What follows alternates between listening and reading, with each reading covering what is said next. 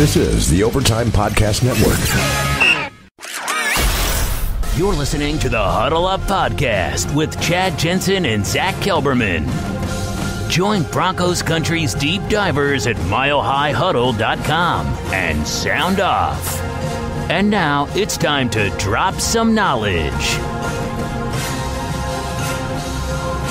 Welcome in, everybody, to the Huddle Up Podcast, presented, as always, by Mile High Huddle and 24/7 Sports, and powered, as you know, today by Overtime Media. I'm your host, Chad Jensen. With me is my partner in crime on this football podcasting odyssey. He is your Denver Broncos reporter for 24/7 Sports. He is Zack Kelberman. Zack, what have you been up to this weekend, man? I didn't do a whole lot. I kind of just rested up a little bit like I thought I would after the grind that's been the coaching search and all the stuff going on. So it was a pretty low-key weekend. It was nice to just have some downtime to myself. How about you, though? Celebrated my wife's birthday, and then I got hooked on this alien show, dude, that I started watching on Sunday that completely consumed me. As I was doing housework, had Bluetooth headphones in my ear, moseying around from room to room, like cleaning and stuff. And I'm not a huge aliens guy, like, tinfoil hat guy, but this show completely snagged me on this show. What was it called? Deep Space. So anyway, that's what I've been up to, wasting time today. Well, I guess it wasn't really wasting time. I was being productive, but it got me hook, line, and sinker. So now I'm ready to shake that off and focus on football, the draft. We got a great guest coming on. We're going to talk about, introduced to the show here in just a minute. But first, we have to take care of a couple matters of business. First and foremost, you guys, make sure you're following the show on Twitter, at HuddleUpPod. Why is that important? If you want to be able to get on our call-outs for Twitter mailbags, if you want to be involved in sometimes topical planning of the show, we'll send things out on Twitter. You can engage. It's a great way to stay up to date and on top of what's happening with the show in real time. So make sure you're listening right now, whether you're on iTunes, you're on Stitcher, wherever you're listening to the show. Just hurry and pop out of that, open up Twitter, find at HuddleUpPod, click follow, then you're locked in. Also, while you're at it, take some time. Leave a creative review, rate the show, give us a 5-star rating. We appreciate it. Very important and helpful in us being able to grow and reach new listeners, which just over the course of the last month or 5 weeks, let's say, we've grown quite a bit. So it's been great moving over and joining forces with Overtime Media. That's been a great venture for us. Thanks to you guys. But you can help us grow even more by taking care of those small little things. And also, one other thing you can do, obviously, share the show out on your respective social media channels, Facebook, Twitter, Reddit, whatever social media channels you're using. Instagram can be a big help for the show as well. All right, so now we welcome in today's guest. He is a senior draft analyst for milehighhuddle.com. He is Erick Trickel. Erick, you're up there in Alaska. How are things going, my friend? It's going good. It's cold, snowy, which is actually nice because there for about a week it was nothing but rain and warm weather, and it really throws off the plant life here too. So it's great that it's actually snowy and cold now. Yeah, right on. Well, it's definitely snowing and cold in the Rockies as well. In fact, I'm looking out my window at a blizzard as it stands right now. So probably more coming for those of you who might live to the east of the Rockies. There's some snow coming your way. But what we wanted to talk about today, and again, thanks for joining the show. Follow Erick on Twitter at Erick Trickel, is we wanted to talk about kind of the way things are shaping up at the top of the draft as it relates to the quarterback push, right? It's a got-man league. The NFL is all about, do you have a franchise quarterback or don't you? And as it stands, the Denver Broncos don't have that quintessential, cornerstone roster piece, and there are a few other teams, obviously, in the NFL as well, who don't, several of whom are in front, or could be in front of the Denver Broncos. And then there are even those that you talked about in a written piece I'm going to mention here in just a second. They're behind the Broncos in the draft that can move up and make a play and block the Broncos from perhaps getting the guy we all kind of have a pretty solid understanding they're in love with. So first thing I wanted to ask you about is the Arizona Cardinals. Now, Erick published a piece on Sunday. For those of you who missed it, basically it's called Identifying Denver's Biggest Threats in the Draft as far as getting a quarterback. If you can go check it out on the website, milehighhuddle.com. But as it relates to the Cardinals, Erick, what have you heard there in terms of their intentions with the draft this year? Basically, everything I've heard with the Cardinals has been a focus on getting a pass rusher. I'm not sure if that's meaning Nick Bosa from the edge or meaning Quinnen Williams from the interior. Both guys fit. They still have Chandler Jones, who's just put up over 10 sacks this last season. So my personal opinion is they should go Quinnen Williams. But when it comes to the quarterback position, I asked flat out, is there any possibility of the Cardinals moving on from Josh Rosen, who they traded up last year? And the response I got was no. Their general manager, Steve Keim, he knows that he's got to turn this ship around if he wants to keep his job. And trading on from the guy he just traded up for last year, it's not going to do that. It's not going to turn the ship around. So they're sticking with Josh Rosen. They're going to be looking at some sort of pass rusher either on the edge or the interior. Looks like Vance Joseph's going big game hunting there. I wonder if he takes a look at Shaquille Barrett or Shane Ray in free agency, because those two players definitely fill a need for them. I would wonder, though, if they're not moving on from Rosen, where those rumors materialize from and why there was smoke to come out from that. I know Kingsbury likes his quarterback there, but I don't see Denver being a viable trade partner in that top of the half of the first round. Eric, do you chips on the table, do you think the Broncos would move up that far, even if they had a trade partner in mind? I think they would. With Arizona, my thing is because after the whole thing came out about Cliff Kingsbury back in, I think it was like the end of October, beginning of November, saying that Kyler Murray's the best quarterback in this class and he would do whatever it took to get him. And then he got signed to the team to be the head coach who has the first overall pick. It spawned a lot of talk, as you were hinting at, of them moving on from Josh Rosen. And I don't see Denver being willing to jump up to number one.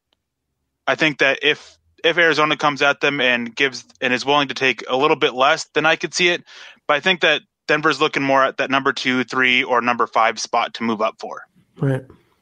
Let's talk about number 2. Obviously, and this is a position in the draft that Zach and I have theorized and spitballed quite a bit on the podcast. I've written about it on the website, but the San Francisco 49ers are sitting there at number 2, and it makes a lot of sense for multiple reasons, but not the least of which, Eric, is the fact that these two teams, the Broncos and Niners, have kind of formed a somewhat incestuous relationship over the last couple of years between personnel guys going over, coaches now, players, trades. So it's an interesting, to me, kind of a lifeline if I'm John Elway and I'm looking at possibly wanting to leap up and get in front of some of these other desperate teams. Number 2 seems like a prime opportunity because of my background and history with Lynch and Shanahan there. But also, as you intimated in the article on Sunday, the other big key, Eric, is the Niners already have their franchise quarterback. Yeah, and you hit the nail on the head. Is a lot of NFL business is working relationships. That's why you see with a general manager of Team A has made multiple trades with Team B, and that general manager moves on to a new team, they may be more willing to work with that general manager because they have that working history there. It's a common thread throughout the NFL. You see these kind of things. It's like the Patriots and using the Rutgers as kind of a farm system there for a while. They were constantly going back to the Rutgers in the draft and taking those players. It's the familiarity there and taking the players that they're familiar with. They have the relationship with coaching staff. Right. And with the 49ers too, I know in a previous pod that Benjamin Albright hinted about Emmanuel Sanders. Well, that's an enticing piece for San Francisco because they almost traded for him a year ago. Denver and San Francisco were in pretty serious negotiations, and it didn't end up happening for one reason or another. So that's definitely probably the ideal spot, I think, that you would want Denver to try to move up for. They have that franchise quarterback, and they have 2 good backups there already in Bethard and Mullins that they like for their system. So they're not going to be in a rush to take quarterback, and they might be willing to offer Denver a little bit of a discount in terms of value that it would require to get up to number 2. And, even going back to 2017, the Broncos had that relationship with the Niners. They traded Capri Bibb. So there's definitely a long-standing ties. And obviously the familiarity between Lynch and Elway plays a part. I happen to think, and I agree with you, Eric, that if there's any trade suitor in mind, trade destination for the Broncos, it is the 49ers with that pick, because if anything, they'll cut, I think, Denver a break just a little bit. They're not going to rob them blind just because they have that mutual respect for one another. And the Niners are not going to move down because, like you said, they have that franchise quarterback, so they can take a little less. They can stock up on maybe Sanders or a couple second-round picks. So I tend to agree with that thought that if there's any trade partner, it is San Francisco. What do you think the cost would be, though, Eric? Let's just spitball this a little bit farther. if the as Zach just said, maybe a couple second rounders to get him over the hump, toss in Emmanuel Sanders, provided his recovery from that Achilles is on point. But what do you think realistically? I mean, we can talk about the NFL draft chart, but I don't want to bore all of our listeners. You tell us what you think it would cost John Elway. Maybe he doesn't get a sweetheart deal because John Lynch knows how, the power he holds at that number 2 pick right now in terms of all the other NFL teams that need a quarterback. They're going to be making calls to him as well. What do you think Elway will have to be willing to give up if, as we're theorizing here, that call is made to make a trade to get to number 2? I think a starting point, and I'm going to start off with talking about trading up to number 5, is right there. That's probably pushing the limit of having to give up a future first round pick. So I think if you want to get to 2, you have to give up a future first. Maybe not 2020s, but maybe 2021s. Mm-hmm. You're going to have to give up a future first, I think, to get there, as well as probably 3 second-round picks and maybe 2 or 3 third-round picks. That's too much for me, for Drew Lock, in my opinion. I could deal with a couple second-rounders, but it's that first and then the collection of the second and third-rounders to me is just too rich for my blood. Eric, who's the best quarterback in this class? Dwayne Haskins. Yep. I've been watching some tape on him the last few days, and he's definitely, from all the guys I've watched, the most polished passer. A lot of the cut-ups that I've watched of him, though, he's not the most accurate deep passer, but... Wait, he's more of a runner, though, Chad. Right. What the hell was that about? But anyway, so you think Dwayne Haskins is the top guy. So this King's ransom that it sounds like it's going to take for John Elway and the Broncos to get from 10 to even 2, would Dwayne Haskins be worth that? And if he would be worth that, are there any other quarterbacks in this class, including Drew Lock, you think would be worth that kind of investment to get up? Because, again, we're talking about the NFL where you either have the guy or you don't. I mean, you look at the last few years of the draft, all the teams that have traded up, and it's changed the destiny of these franchises from the Eagles to the Rams in 2016 to the Kansas City Chiefs, Houston Texans, Chicago Bears. So it's basically the price of doing business now. I mean, if you want to get your guy, you're going to have to, quote unquote, as we hear, it's a term used derisively on talk radio, mortgage the future, right? Are any of these guys worth that? I don't think any of these quarterbacks are worth it. I'm a really big fan of Dwayne Haskins, but he still has a lot of issues, and he grew from game to game this last year at Ohio State. But there still needs to be a lot of refinement there. I'm not as big fan of his deep ball. There's a lot of accuracy and placement issues there. Yeah. Not just on the deep ones, but the intermediate and the short throws as well. And but there's no question about his intelligence. That's what really stands out for him, and that's what separates him from the next quarterback, in this case Drew Lock, in this class. But I don't think any quarterback in this class is worth giving up a future first round pick to move up for. You know what I noticed though, Eric, watching tape on Haskins? I mean, it was just crossing route after crossing route. And how talented do you really have to be to hit those crossers left and right on opposing Big Ten defenses that, don't know which way is up? Well, crossing routes is actually one of the more, not super difficult throws, but it's a little bit more difficult than people think because that's where you're throwing into the meat of the defense. Mm-hmm. That's often where you find your tighter windows with the linebackers in coverage and safeties playing coverage and everything like that. Doesn't require as much arm strength as that 15-yard out does, but those crossing routes, they're designed to help get guys open on offense, but that's where the meat of the defense is. So that's why there's quite a bit of risk throwing there as well. So if you're John Elway, we can talk about the Jets. I mean, the Jets are sitting at number 3. They got their franchise quarterback last year, and Sam Darnold traded up, I might add, to get him. But if you are the Jets, I mean, the Raiders aren't a threat, as you elucidate in the article. Tampa Bay is probably not a threat because Jameis Winston and Bruce Arians has a love affair brewing with old Jameis there. You get to the Giants at number 6. I'm talking about teams that are in front of the Broncos. You get to number 6 and number 7. To me, Eric, is where it starts getting a little dicey because at number 6 sit the New York Giants, who apparently is in your written article, what you've been told from sources around the league, the Giants are going to do whatever it takes to get Dwayne Haskins. And then the Jaguars, it sounds like their approach in the draft is going to be very dependent on whether or not they're able to land Nick Foles. So in this case, I mean, it sounds like, and I don't want to put words in your mouth, so if I'm wrong on this, feel free to correct me. But it sounds like what you're saying is if you were calling the shots in Denver, you're passing on this frenzy to move up and get one of these quarterbacks in the top 3, because that's probably what's going to take to move up into the top 3 to get one of these top 2 guys, and just, roll the dice on what rolls around in 2020. But do you think John Elway's thinking that? I'm not really saying that you don't roll the dice. My thinking is that if the Jaguars do get Nick Foles in free agency, and the Giants do land Dwayne Haskins, who every conversation I've had has been their main target. Pat Shurmur absolutely loves him. He fits that offense to a T. I don't see the need to move up for Drew Lock.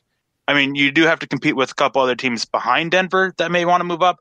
But I think that if the Jaguars get Nick Foles, they're not a threat. There's only one threat before Denver that's going to take a quarterback. So I think you can get by with moving up to, say, number 5 with Tampa Bay, who they'd be willing to move back. They can use more picks, and number 5 is a little bit hot for an offensive tackle in this class, which they really need. So I'll just kind of be waiting and seeing it. And if they don't get Nick Foles, the Jaguars, then I'm doing whatever it takes to get to at least number 3. I probably wouldn't go number 2. I'd probably push it for 5. Again, I wouldn't want to give up that first round pick. And I think, I can't say for sure, but I think John Elway is having a similar mindset. We've seen before that he's been very hesitant to pull the trigger when he doesn't see the value of the trade up. I mean, a few years back, he wanted one of the linebackers between CJ Mosley and Ryan Shazier, and the price was too high. He's had a couple of other opportunities to trade up for, but the price was too high. So he's very stingy about his costs to move up and the value of picks he's given up. Eric, I got a question for you. I'm curious about your take. Let's say Locke is there at number 10 overall, and I want you to answer this as what you think the Broncos should do, not as who you like as a prospect more. If Locke is there at 10, do you take him, or do you roll the dice with Case Keenum and grab a quarterback in 2020 or 2021? You take Drew Lock. Simply is Case Keenum, he's not the future of this franchise. Everybody knows that. John Elway knows that. He even referred to him as a short-term guy, basically. And when it comes to waiting on a future class, it comes down to, is that class really going to be as sweet as it looks now? Right. So you don't want to wait. You don't want to keep pushing off the prime position of quarterback because of what may be there next year. Here you are. You have Drew Lock, and it's like a Family Guy meme that's going around is you have Drew Lock, a potential franchise quarterback that you can take, and you know it's there, or you can sit there and wait and hope for a franchise quarterback next year. That may not be there because this quarterback class may not be as sweet as it's projected to be now.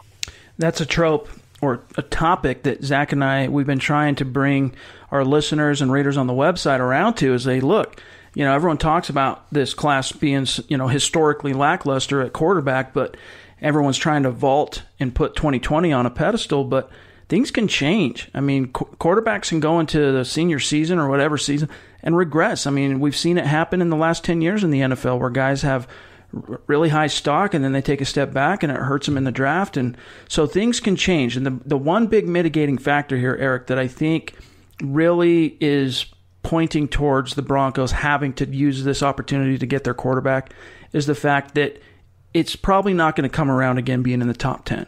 So you're within striking distance 2 years in a row. First year you kicked the can down the road in what was considered to be like the historical quarterback class of the last 10 years. Now here you are again at pick 10. Do you really want to look a gift horse in the mouth and kick it down one more year for 2020 when you might not ever get another opportunity during John Elway's this remaining 3-year window he has on his contract to get that guy? Because let's face it, I'm one of these guys that rolls his eyes when I hear fans say, fire Elway, and so quickly they forget what he accomplished for this team as a front office guy. But at the same time, so he has a legacy, and we can't lose sight of that. But in order for him to really strengthen that and bolster that and kind of get off the hot seat a little bit, he's got to find that next quarterback who can carry this franchise on into its next era of football. And so I think connecting the dots, looking, reading the stars, whatever you want to say, all the events seem to be conspiring on this is the year Elway makes his move for that guy. It really is. I mean, going back to last year, I can get why they passed on Josh Rosen and Josh Allen. Josh Allen had all of those concerns about his play on the field, not the most accurate passer, strong, big arm guy, which is prototypical Elway quarterback. but there was just so many mechanical issues there, technique, fundamentals, all these other issues. Josh Rosen, not the meanest guy, but he's not very well liked because of his personality. Mm-hmm. He can be very off-putting, and he turned Denver off on him. So I can get it. They had their two quarterbacks that they wanted, Sam Darnold and Baker Mayfield. They sat at 5. They did try to move up. They were trying to get to number 3. That just wasn't happening. They did call the Browns about moving up to number 1. Browns obviously had no interest in it. Giants had no interest in moving down from 2. And with the Colts, they were talking with the Colts, but the Jets came in, and the Colts took that offer. Mm. So they decided to sit and wait. They thought that things were going to play out a little bit differently than they did. And they thought they would be able to get Sam Darnold or Baker Mayfield. They had their plan C and D with Bradley Chubb and a trade down, and they ended up getting Bradley Chubb, which getting that Robin pass rusher to Von Miller's Batman is really crucial in today's NFL. You've got to be able to get after the quarterback. So I can't fault them too much for it for last year. But this year, it's, as you said, John Elway is coming towards the end of his current contract. He's only got a few years left. And if he kicks the can down the road again, those people calling for him to be fired, it's just going to intensify. Yeah. Because you've got to solidify this quarterback position, and he knows it, and everybody in Denver knows it. You have a new coaching staff. Let them go get a quarterback for them. Let them work with that quarterback. And that seems to be the plan. All right. Well, we're going to keep Erick on for a little bit longer with us, and in fact, we are going to ask him to answer some of your questions from a Twitter version of the Mile High Mailbag. But first, we're going to take a little break. We'll be right back. This is the Overtime Podcast Network. All right, guys, so we are taking a peek inside the Mile High Mailbag because Zach and I are your football priests, and Erick is too, let's face it. And all three of us are here to offer you the absolution and answers to your burning Broncos questions. And there are some questions on the minds of Broncos country right now. And Erick, it being draft season, what better time than to utilize this opportunity of you being on the podcast again this week to answer these questions. And this first one here, you answer these questions, and Zach and I will weigh in as well. But this comes from Mike Middleton on Twitter. His question is, how differently do defensive line play in a Fangio scheme versus a Phillips/Joe Woods scheme? And which draft prospects do you like, Erick, as potential defensive ends and nose tackles for that system? So kind of a two-part question. Now, for the first part about how the difference between the defensive line is in Vance Joseph's and Joe Woods' scheme, there was a little bit more two-gapping there, meaning they're not attacking right off the bat. They're kind of sitting back and against the run primarily as they're reading the running back and then attacking. Vance Joseph was a little bit more one gap. After the snap, you just attack your gap and somebody else is going to pick up the other gap. And that's very similar to what Vic Fangio runs. That was a difference between Woods and Wade and Phillips, but Fangio, he kind of goes back to that one gap attack scheme. He does throw a little bit of two gapping in there, but primarily he just wants his defensive linemen to pick that gap and go, which puts more pressure on linebackers, which is why linebacker is so vital for the success of Fangio's scheme. And as for prospects that I like for potential defensive end nose tackle in the system, there's a couple guys that I think aren't quite getting the attention that they should, and that's PJ Johnson from Arizona. Big guy. I think he's like 330 pounds, very athletic, very quick, and can one gap really well. He's constantly shooting the gap. And then there's Rennell Wren, who's probably more of that, very similar to Malik Jackson. Very raw coming out, very good upside athletically. You just got to get that technique and stuff down. Dalen Mack from Texas A&M, Kingsley Keke also from Texas A&M. Those are all guys that will probably be there in that third, fourth, maybe even fifth round that I'd be looking at because this is such a deep defensive line class. And honestly, there's so many more that in this class. It's so strong for 5 nose tackles that you can be finding solid guys who can be starters in the 5th, 6th, and even 7th round. I think, Chad, one guy that we mentioned a lot that should thrive under Vic Fangio is Shelby Harris when he comes back next year. So I'm interested to see what he can do with those defensive linemen.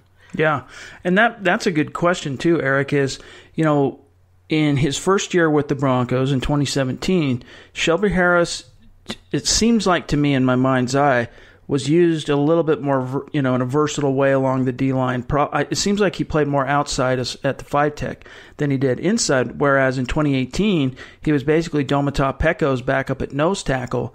How would you project him with Fangio, do you think because I would envision him being more of a focal piece. You let Domata Peko hit the bricks, and if you do bring him back, it's as a, kind of a figurehead type of role on a short-term 1-year, 2-year deal, and let Shelby Harris take that step forward into the limelight with more playing time because he's just such a playmaker. But where would you see him? Because you've got Wolf probably coming back. You've got Gotsis on the other side for 1 more year. We'll see what happens with DeMarcus Walker. You got some pieces there, but where would you see Shelby Harris fitting under Fangio? Sticking at that nose or what? I think he would fit well being moved around the defensive line. I think depending on the distance, and basically is it a pass situation or run situation as to where you play him. I think if it's a pass situation like 3rd and long, I think you want him as a nose tackle because he is so quick that he's going to be able to keep these guards and centers who are dropping back and setting. He's going to be able to keep them off balance because of how quick he can be and how fast he is off the first step. But if it's a run play, I think you want to line him up as a 5-tech, let him work against the offensive tackles a little bit more. That's where his strength matches up better, because even last year when he was playing nose tackle, there were some issues when it came to his play against the run. Right. So I definitely think he's the kind of piece that you want to be moving around, and depending on the down, distance, and situation. Yeah, he's not quite as hefty, right, as Peko in terms of anchoring and holding the point of attack if needed, if that's what a play calls for, letting other players swarm. Here's one from Bronco Fanatic 97 on Twitter. Is Vic Fangio's system geared more towards man coverage, zone, or both? And finally, if Denver drafts Drew Lock, will Rich Scangarello incorporate some of the concepts that Locke used at Missouri in the offense? So another two-parter, 2 totally different subjects, but let's start with, is Vic Fangio's system geared more towards man, zone, or both? His defense, his coverage scheme is definitely more zone. He likes to press, drop back, have those 2 high safeties. Basically cover 2 zone is what his main coverage scheme. But he does a good job of mixing it up depending on who he's playing against. There was a couple of games last year where he felt, or seemingly felt, that man coverage may have been a little bit more beneficial for the defense based on their opponent, so he would go to more of a man coverage scheme. But that cover 2 zone is the basis of his coverage scheme. Right. And is that, to me, the next question on that would be, do the Broncos have personnel that are going to fit that? I think Isaac Yiadom and Chris Harris both fit it very well. And I don't know much about the futures corners that they signed on the futures deals, but Bradley Roby, he's not the best fit for it. And anyways, I think that with other issues behind the scenes that I've heard about, I don't think that they are looking at bringing him back. Same with Tremaine Brock. I think that they're going to be looking at Harris, Yiadom, and exploring the draft and free agent market for another corner. And this question about Drew Lock, Scangarello incorporating some of the concepts that Lock is familiar with and used at Missouri, I mean, to me, that seems like a no-brainer, but what do you think? It is a no-brainer. John Elway has mentioned that he wants to bring some RPOs to the offense, and Drew Lock has ran some of that. And the offense that is expected to be coming with Scangarello is very quarterback friendly. So it's going to help out Drew Lock being in that system. And then adding RPOs and other things that he's comfortable with from Missouri is just going to be even more beneficial. And Scangarello does such a good job of adjusting to his players. And that's something that he picked up in San Francisco under Kyle Shanahan. And being the quarterback coach there, he saw firsthand about how much it mattered to adjust your scheme to the quarterback. So I fully expect him to incorporate some of that stuff from college for Drew Lock. Yeah, to me, it's like you have to fit the play, the system to the player, not the player to the system. So I hope he does that with Lock if he gets his hands on him. Here's one from Roger at Bronco Guy 781. It's very likely Jacksonville lands Foles and doesn't go quarterback in the first round. If that happens, do the Broncos even really need to trade up for Lock? Having some day 2 picks this year would really help us out. Now, this is one that I actually answered basically a little bit earlier. If Jacksonville lands Nick Foles, I really don't see the need for Denver trading up unless they get some word that somebody behind them might be looking to move up. I think that as long as they get Nick Foles, then they're pretty safe to stay at 2. But I definitely keep my ear to the ground and trying to listen to and get some idea of what other teams are planning just in case. Right. A couple more, and then we're going to cut out of here for the day. Here's one from Tim Went. If Denver resists the temptation to draft one of these QBs early, Eric, where do you see them going? The interior defensive line class is deep. The cornerback class is top heavy, and linebacker is basically Devin White. than the field. Do you see Denver going DL, OL, CB, linebacker, possibly even my son, TJ Hawkinson? What would the Broncos do? Let's say they lose out on their top two quarterbacks. What would you see him doing there? If Devin White is there, I definitely think that he'll be the guy.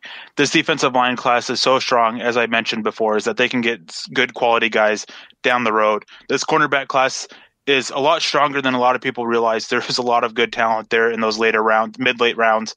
It's pretty deep, but linebacker is definitely Devin White, and then the rest. I mean, I like a group of guys from that second to fifth round, but Devin White is definitely the cream of the crop. He's a guy who would come in and immediately fill a huge role and a huge need in this Broncos defense under Fangio. He can be that cover guy. He has the range. He has the smarts. He has everything that you need from a linebacker in Fangio's defense. So I think that if they miss out on Drew Lock, it's definitely going to be Devin White. How would you feel, Zach, if the Broncos ended up passing on or not being able to get a quarterback, but Devin White ends up being the pick? I'm fine with that. A productive, athletic, 3-down, linebacker for Vic Fangio. I mean, what he's done in the past at every stop along the NFL, with adding to that Von Miller, Bradley Chubb. Yeah, I'm all for that. Eric, I want to ask you though, would there be any non-quarterback that you would trade up for in this draft? Any defensive prospect that you think the Broncos should move up from 10 for? The only two prospects that I would be willing to move up for that aren't a quarterback is Nick Bosa, which Denver doesn't really need yet another pass rusher, right, and Quinnen Williams. Quinnen Williams is so good, such a great interior pressure guy, and so sound against the run that you'd be able to plug him in at nose tackle or 5-tech, and you have a long-term starter. And especially getting him to work with Bill Kohler and getting his technique and the fundamentals down to the position.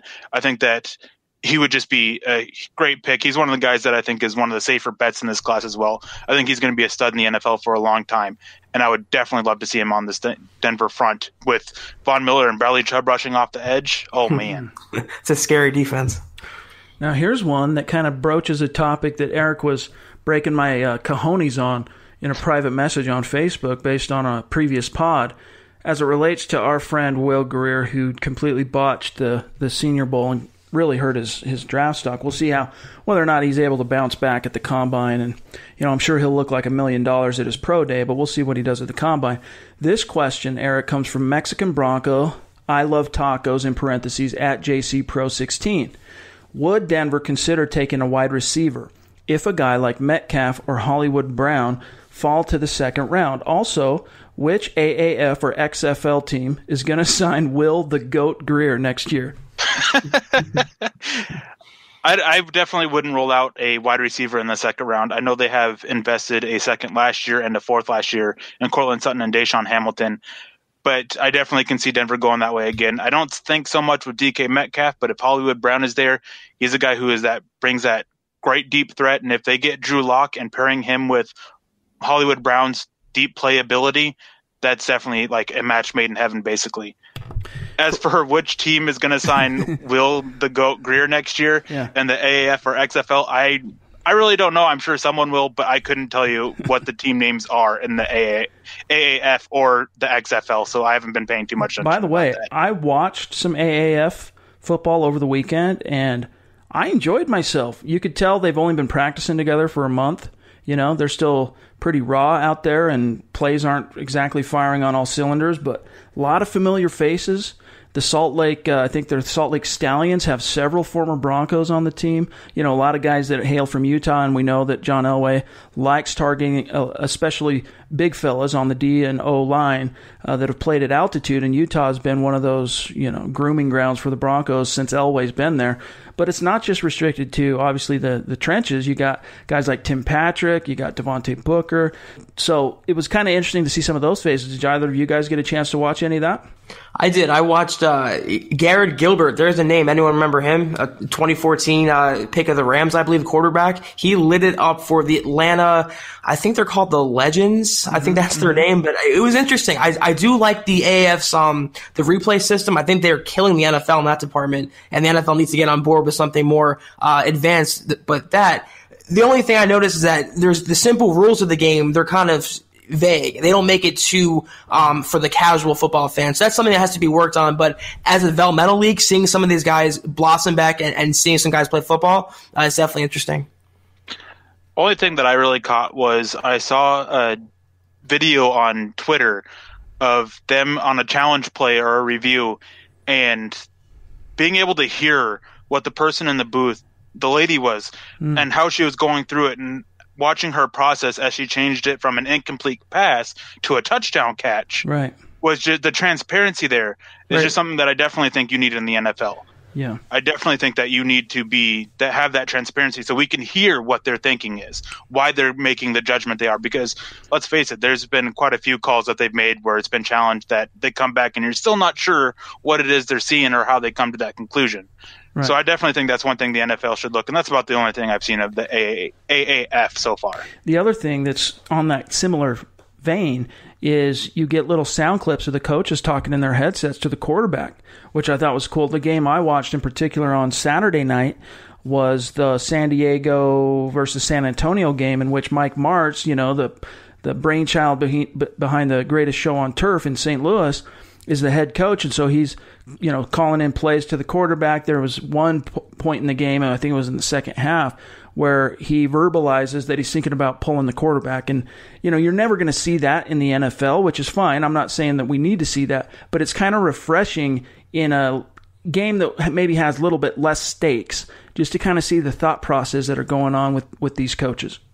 Now, last thing, and then I'm going to cut you loose, Eric, is I'm going to give you your chance to pillory me on what I said about Will Grier. Now, to qualify, the essence of what I was saying last week about Will Grier, and I think, Zach, you echoed me on this, so you can pillory us both, is that neither one of us are saying, I think you've said, you're on record, Eric, is saying he's undraftable, and you can confirm that or not here when I serve this over to you. But what I've said is that, if the Broncos miss out on a quarterback early and you're sitting at late day 2, early day 3, Will Grier, to me, has some interesting upside in terms of his cojones and wanting to push the ball down the field, which I like, which I'd be interested in seeing, pairing him with some NFL coaches and see if you can develop him into something, but certainly not in any sense, going out there and putting him in the top 5 or anything like that. I did say that he's undraftable. I'm also on record of saying that he's not in my top 10 quarterbacks. And I think I'm also on the record of saying he's not even in my top 20. Now, my biggest thing is when it comes to him being draftable is, and I think Benjamin Albright's tweeted this out as well, the similar thinking, is you don't draft a quarterback to be a backup. You're drafting a guy who you believe you can develop to be a starter. I don't see that starter potential in Will Grier. I see at best a mid to high tier backup, and that's just not a guy that, as I was saying, is you don't draft a quarterback with that in mind of it. He takes way too many risks. His footwork is probably some of the worst I've seen in any of the quarterbacks this year. He does have some big cojones to push the ball downfield, but a lot of times it's unnecessary risk. There's a guy open downfield and he's just deciding to chuck it up there. And we also saw it at the Senior Bowl of him. He's under pressure. He doesn't set his feet. He just throws it up. And fortunately, his receiver made a play. Yeah. But in the NFL, a play like that's not going to fly. It's going to be intercepted. So there's definitely he takes far too much risk, uncalculated risk, for me to be comfortable with taking him, as well as the whole. I just don't see any starter potential in him whatsoever. What do you think, Zach? Yeah, I don't see the Broncos going after him. I'm with Eric. I don't see an NFL franchise quarterback. I don't even see a borderline starter. In this quarterback class, he doesn't stand out. And to me, in such a weak class, or it's perceived as a weak class, you have to shine. And he's hurt himself. I don't think he'll test all that well. I'm definitely with Eric and think he'll be a backup at best in the NFL. All right, well, that's going to do it for today's episode of the Huddle Up Podcast. Eric, thanks for joining us, my friend. Hope you have a great week. Yeah, thanks for having me. I hope you guys have a great week as well. Check out his article identifying Denver's biggest threats to drafting a quarterback ahead of him. Really good analysis. Also, a few nuggets of information from sources he's picked up around the league. Also, he's got a series running on Finding Broncos where he's covering under the radar. He goes by position, covers under the radar prospects to keep an eye on. I think his next one, Eric, you submitted that hasn't gone up yet, was on offensive tackles, if I'm not mistaken. Yes, I believe so. So look for that coming here within the next day or two on the website. Definitely going to want to check that out. This is how you, just like Zach and I, this is how you can learn about the NFL draft class. You can leverage the work that Eric puts in, scouting the class, watching this hours and hours and hours of film and learn about the class. It's a great way to do it and see where these prospects might be able to fit as it relates to your Denver Broncos. That's why the series is titled Finding Broncos. But find Erick on Twitter at Erick Trickel. Follow the show on Twitter at HuddleUpPod. You can find Zach on Twitter at Kelberman247, myself at Chad and Jensen. We will be back tomorrow to break down a very interesting article that was published over the weekend, on Sunday in fact, by Woody Page on Vic Fangio and how Vic Fangio actually influenced what took place on Super Bowl Sunday. So stay tuned for that. For Zach Kelberman, for Erick, I'm Chad Jensen. We'll talk to you soon. You've been listening to the Huddle Up Podcast. Join Broncos Country's deep divers at milehighhuddle.com to keep the conversation going.